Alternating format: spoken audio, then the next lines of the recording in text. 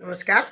मैं सावित्री चंदेल स्वागत करती हूँ आप सभी का आपके अपने YouTube चैनल सावित्री चंदेल कविताओं में। आज मंगलवार है और जय बजरंगबली कहने से पहले हमें कहना होता है जय श्री राम, क्योंकि हनुमान जी इतना जय हनुमान कहने पर प्रसन्न नहीं होते जितना कि श्री राम कहने पर होते हैं। श्री राम की वंदना करने से हनुमान जी बहुत प्रसन्न होते हैं, क्योंकि आपने सुना भी है, कहा जाता है ना, जहाँ जहाँ कीर्तन होता श्री राम का, लगता है डेरा वहाँ वीर हनुमान का। तो जब श्री राम कहेंगे तो हनुमान जी तो वहाँ स्वतः हैं ही हैं।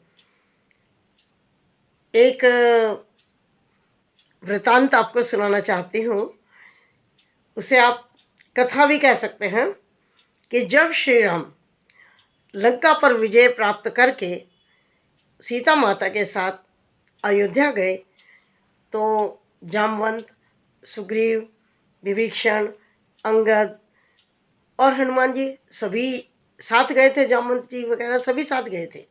कुछ समय अयोध्या में रहने के बाद श्री राम जी ने उन सभी को जाने के लिए कह दिया। सब लोग चले गए, लेकिन हनुमान जी नहीं गए। अब अयोध्या वासियों में चर्चा होने लगी कि जब श्री राम जी ने सबको जाने के लिए कहा तो हनुमान जी क्यों नहीं गए? भाई ये क्यों रुके, इनको भी जाना चाहिए। धीरे धीरे धीरे धीरे वो चर्चा माता सीता के पास पहुंची। माता सीता से निवेदन किया सबने कि आप कहिए श्री राम से, या आप खुद ही कह दीजिए हनुमान जी को जाने के लिए। माता सीता ने कहा, मैं हनुमान जी को यहाँ से जाने के लिए कैसे कह सकती हूँ? मैं कैसे भूल सकती हूँ वो क्षण जब मैं रावण की अशोक वाटिका में कैद में थी और एक एक क्षण, एक एक पल मेरे लिए एक कलप लगता था, और उस समय मुझे धीरज बंधाने वाला कोई नहीं था, और मैं उस समय कितनी शोकाकुल थी। उस समय मेरे इस पुत्र ने, हनुमान ने, मुझे धीरज बंधाया और मुझे कहा कि श्री राम आपको शीघ्र लेने आएंगे। मैं इस अपने पुत्र को जाने के लिए नहीं कह सकती। इसके बाद नंबर आता है लक्ष्मण जी का। लक्ष्मण जी को कहा कि आप हनुमान जी से कहो कि सब लोग चले गए तो आप भी जाइए। लक्ष्मण ने कहा, मैं जब बेसुध मूर्छित मरणावस्था में पड़ा हुआ था, मृत्यु शैया पर पड़ा हुआ था, तो हनुमान जी ने संजीवनी ला करके मुझे जीवन दान दिया। मैं तो हनुमान जी की कृपा से ही जीवित हूँ। मुझे संजीवनी, मुझे जीवन देने वाले मेरे जीवन रक्षक हनुमान हैं। मैं उन्हें किस मुंह से कह सकता हूँ जाने के लिए? उसके बाद नंबर आता है भरत जी का। सबने कहा भरत जी से, भाई आप कह दीजिए। भरत ने कहा, भगवान राम को वनवास भेजने का कलंक तो मुझ पर लगा ही हुआ है, एक कलंक और लगाना चाहते हो मुझ पर कि मैंने हनुमान जी को अयोध्या से भेज दिया? और दूसरी बात यह है कि जब श्री राम को देर होने लगी और मुझे लगा कि जरा भी विलंब राम ने आने में किया तो मैं अपने प्राण त्याग दूंगा, और मैंने नंदीग्राम में अपनी चिता बनाकर तैयार कर ली थी। उस समय इसी हनुमान ने आकर के मेरे भी प्राणों की रक्षा की और मुझे बताया कि श्री राम आ रहे हैं, उनका संदेशा मुझे दिया। मैं उन्हें जाने के लिए कैसे कह सकता हूँ? अब नंबर आ जाता है शत्रुघ्न जी का। शत्रुघ्न जी से कहा, आप कह दीजिए। शत्रुघ्न ने कहा कि जिस हनुमान ने मेरे बड़े भाइयों की, राम लक्ष्मण भरत की प्राणों की रक्षा की, मेरी माता सीता का शोक हरण किया, इतनी मदद की, और मेरे भाई और माता तुल्य सीता भाभी को जिन्होंने हर संकट से बचाया, मैं उन्हें जाने के लिए कैसे कह सकता हूँ? कोई अच्छा कार्य मुझे करने के लिए कहते तो मैं अवश्य कहता। अब सब में अंदर ही अंदर चर्चा होने लगी कि कौन कहे कौन कहे। फिर सबने जाकर के कहा माता सीता से कि माता आप श्री राम जी से कहिए। श्री राम जी उन्हें जाने के लिए कहें। माता सीता ने राम जी से कहा। राम ने कहा कि मैं ऋणी हूँ हनुमान का, मैं उन्हें जाने के लिए कैसे कह सकता हूँ। बिना ऋण चुकाए मैं उन्हें जाने के लिए कैसे कहूँ। और ऋण तो बराबरी का उतारना होता है ना। हनुमान का ऋण उतारना मेरे बस में नहीं है। मुझ में इतनी सामर्थ्य नहीं है सीते कि मैं उनके ऋण को उतार सकूं। फिर भी तुम चाहती हो तो मैं एक बार कल प्रयास अवश्य करूंगा। यदि उन्होंने मुझसे कोई पद ले लिया तो मैं उन्हें जाने के लिए कह दूंगा। सीता माता ने कहा ठीक है।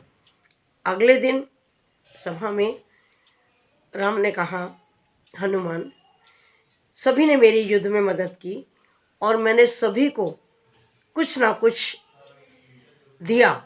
जैसे विभीषण को लंका का राज दिया, सुग्रीव को किष्किंधा का राज्य दिया और अंगद को युवराज का पद दिया। मैं तुम्हें भी कुछ देना चाहता हूँ, तुम भी कोई पद मुझसे ले लो, मांग लो मुझसे कुछ। हनुमान जी ने कहा कि प्रभु आपने जिस जिसका नाम लिया उनको जो पद दिए उसमें राज का मद है और मैं ऐसा कोई पद नहीं चाहता जिसमें सत्ता का या राज का मद हो।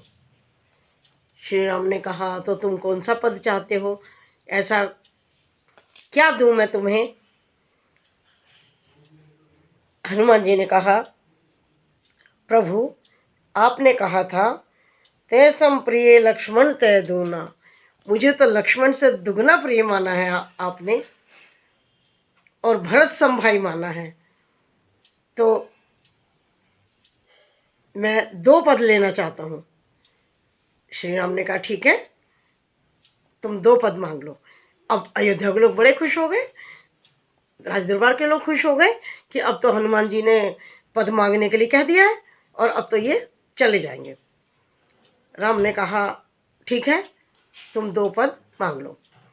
हनुमान जी धीरे धीरे चलते हुए श्री राम जी के चरणों में आए और उनके दोनों पद मतलब पाँव चरण, उनके दोनों चरण पकड़कर कहा कि हे प्रभु यदि आप मुझे 2 पद देना चाहते हैं तो मुझे अपने ये 2 पद दे दीजिए, अपने चरणों की सेवा दे दीजिए, इससे अधिक मैं कुछ नहीं चाहता। और आपके इन 2 पदों की सेवा जब मुझे मिल जाएगी तो मुझसे भाग्यशाली संसार का कोई नहीं होगा। इतना कह करके हनुमान जी ने अपने नयनों की अश्रु धारा से अपने प्रभु के चरण धोए और पूरे दरबार में जय श्री राम और जय हनुमान का नारा गूंजने लगा। सब लोगों ने जय जयकार की, हनुमान जी की और श्री राम जी की। तो श्री राम जी और हनुमान जी अलग हैं ही नहीं, एक शरीर है तो दूसरी आत्मा है।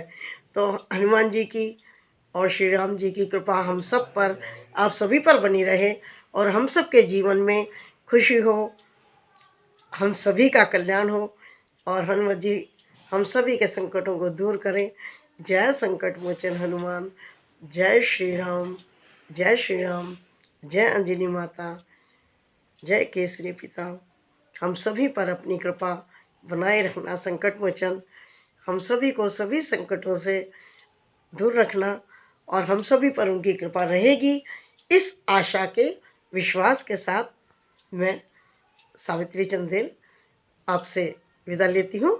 मिलते हैं अगली वीडियो में। और यदि आपको मेरी ये वीडियो पसंद आती हो तो कहने की आवश्यकता नहीं है ना, इस चैनल को सब्सक्राइब, लाइक और शेयर आप कर ही देंगे। धन्यवाद, नमस्कार।